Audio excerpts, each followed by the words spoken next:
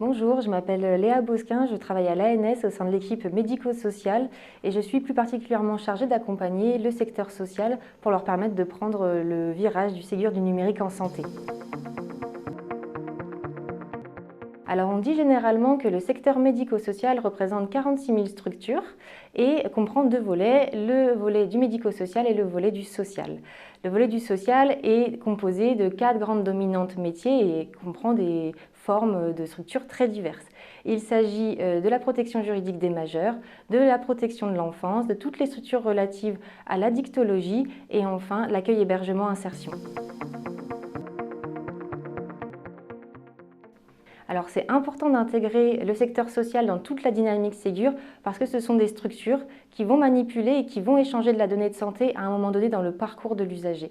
Donc il est important, il y a un fort enjeu à venir sécuriser cette donnée, que ce soit l'identité numérique du professionnel ou de l'usager qui va devoir consulter ces données. Il s'agit également de sécuriser le stockage des données et enfin que ces structures puissent disposer d'outils d'échange sécurisés tels que la MS Santé.